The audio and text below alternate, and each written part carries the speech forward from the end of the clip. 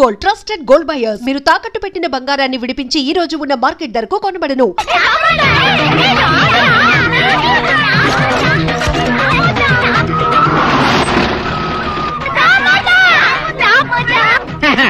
Mister Kotesh ఆయన ఆయన personal secretary నేను చెప్తున్నాను, నమ్మండి ప్లీజ్. ఆశ్చర్యంగా ఉంది మీకనా?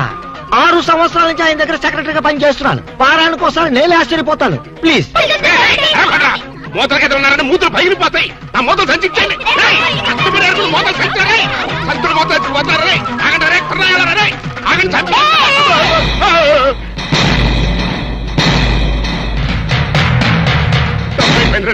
నన్ను కొట్టకండ్రా. మీ మూతలు మీరు తీసుకెళ్ళిపోండి.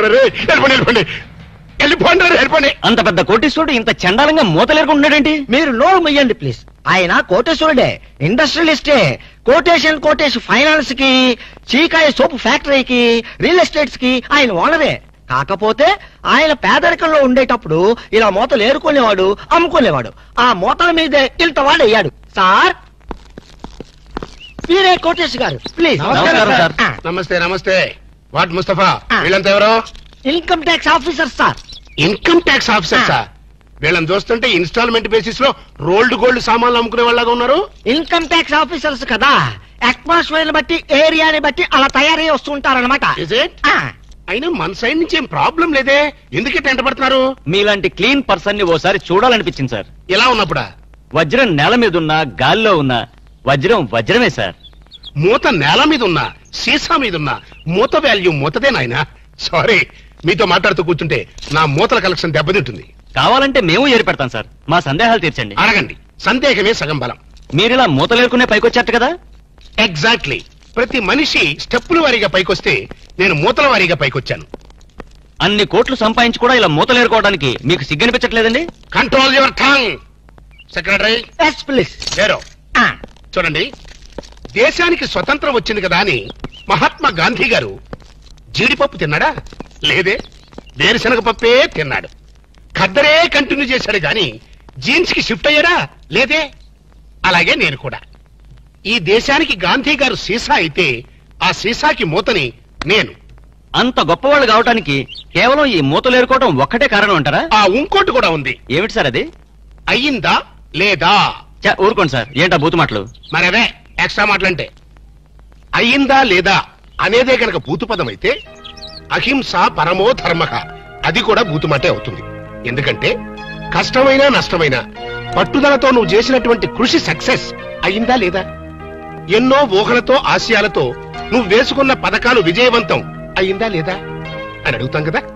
అంటే అర్థం చేసుకునే వాళ్ళకి ఈ పదం అర్థవంతంగా వినిపిస్తుంది. సమ్టైమ్స్ బూతు పదంలాగా కూడా వినిపిస్తున్నాడు. సారీ సార్, మీరు చివాట్లు పెట్టడం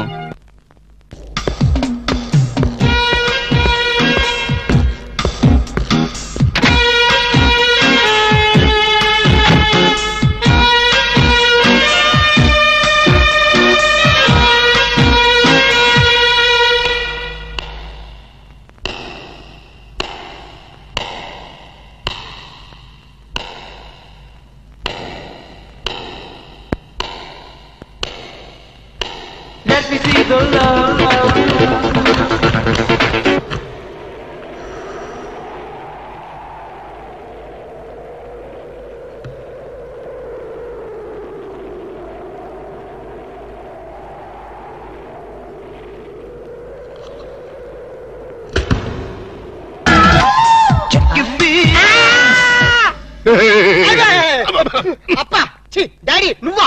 నేనే. నువ్వైతే మాత్రం పొద్దున పెంపుడు కుక్కలాగా చెవు నాగాలా? వాళ్ళు రాళ్ళ కొడతా కుక్కకి కన్నావంటే అసలు నేను లేపడానికి కరెంట్ సాగిద్దాం అనుకున్నాను రా. మెయిన్ పోల్ లో ఫీజు కొట్టేస్తుందని వదిలేసా. ఏనా తెల్లారిన దున్నపోతులా పడుకున్నావు? రాత్రి తమరు ఏమైనా మిడ్ నైట్ మసాలా చూసి కలగంటున్నారా? అవే సీన్లు. కల అంటే కలయప్ప, అదో పెద్ద ట్రాజడీ కలప్ప. నీ ట్రాజడీ ఎవరికి కావాలరా? నా ట్రాజడీ ఎవరికి చెప్పుకోను? మీ నాయనమ్మ అదే మనీషా కొయిరాల అరగంటకు సరి గంట కొట్టి నా మనవడికి పెళ్లి చూపులు అయ్యిందా లేదా, పెళ్లి ఖాయం అయ్యిందా లేదా అని వెస్టర్న్ మ్యూజిక్ వాయిస్తుంది. పెళ్ళి అప్ప, నా పెళ్లికి అప్పుడే తొందరగా వచ్చిందప్ప. నీ పెళ్లికి తొందర కాదు నాన్న, మీ నాయనమ్మకి పోయే కాలం వచ్చింది. ఇవాళ 14 మంది ఆడపిల్లల ఫోటోలు తెచ్చాను. అందులో ఒక దాన్ని సెలెక్ట్ చేసుకుని పెళ్లి చేసుకో. లేకపోతే ఈ సంవత్సరం కాదు కదా, నీకు ఈ జన్మలో కూడా పెళ్లి కాదు. అప్పా అంత మాట తప్ప, నాకు కామన్ గర్ల్స్ ఎవరు నచ్చలేదు. ఏ కొంపదీసి ఏబీసీ కార్పొరేషన్ వాళ్ళు సెలెక్ట్ చేసిన ప్రపంచ సుందరిని సెలెక్ట్ చేసుకున్నావా? లేదప్పా, నాకు రోజు కల్లో ఒక అమ్మాయి వస్తుంది. అమ్మాయా? అవునప్పా, నన్ను పగలు రాత్రి చేస్తుంది. నర్మాయి కల్లో చెయ్యటమేట్రా?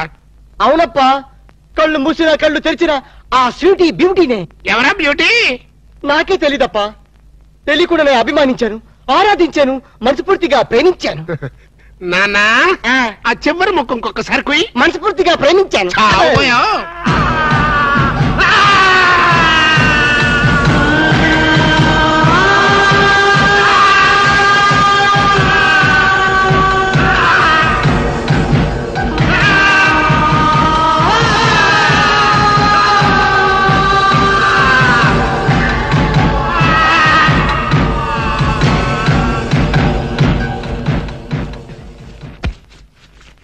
నాన్నా ఆఖరి ముక్కు ఇంకొకసారి చెప్పు.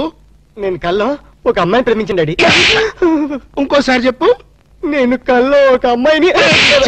అంతే? ఏమిట్రా వాణ్ణి చిత్రహింస చేయడం అయ్యిందా లేదా? నువ్వు బ్రేక్ వేసుకో మమ్మీ.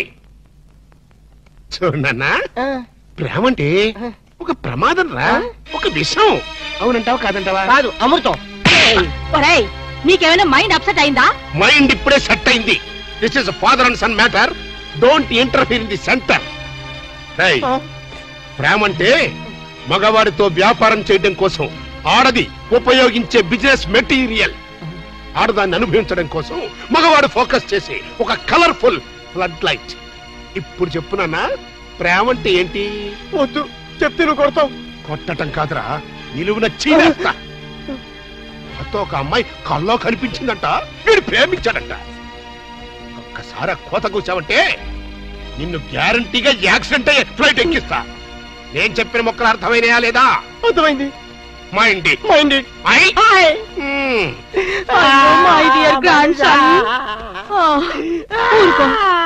ఇంతకీ ఎవరు నాన్న నీ కలలో వచ్చిన అమ్మాయి? చెప్తే నువ్వు 2 పీకుతావా? ఊరుకోరా.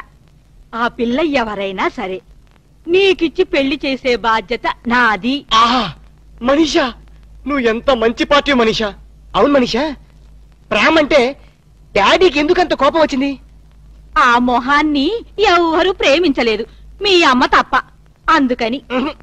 కాదు మనీషా, ప్రేమ అనగానే డాడీ మొహంలో రంగులు మారిపోయింది. ఏడిశాడు. వాడి మొహంలో ఉండేది ఒకటే రంగు. నువ్వేం ఆలోచించకు. నువ్వు ఆ అమ్మాయిని ప్రేమించు, ప్రేమించేసే. Hello mister bond.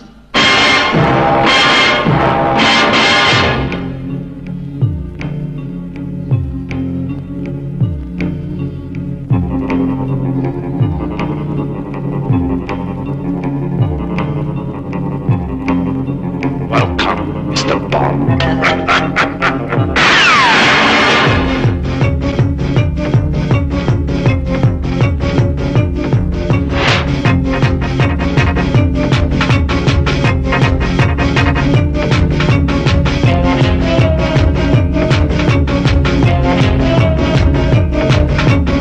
The name is Bond. James Bond.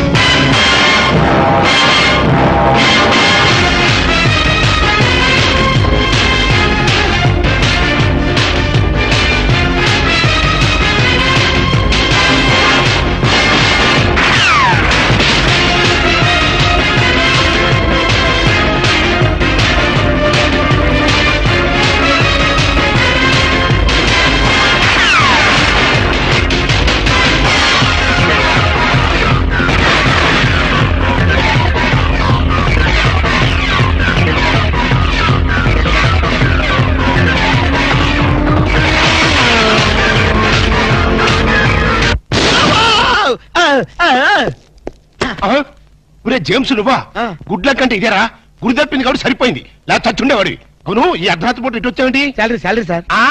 Salary కోసం మాత్రం ఎంత రిస్క్ తీసుకుంటావు, కానీ దేనికోసం శాలరీ తీసుకుంటున్నావో ఆ పని మాత్రం చెయ్యవు. 60 ఏళ్ల క్రితం తప్పిపోయిన మా నాన్న వెతకమని 10 ఏళ్ల క్రితం నేను ఈ ఉద్యోగంలో పెట్టుకున్నాను. ఆ పని ఏం చేశావు? ఏంటండి దాని గురించి ట్రైల్స్ దొరుకుతానే ఉన్నాయండి. ఇప్పుడు అదంత అవసరం అంటారా? సరే, ఇప్పుడు నీకు కొత్త బాధ్యత అప్పచెప్తున్నాను. ఏంటి సార్ అది? మా వాడు ఒక అమ్మాయిని ప్రేమించాట, దాన్ని నువ్వు పట్టుకోవాలి. ఎక్కడుందండి?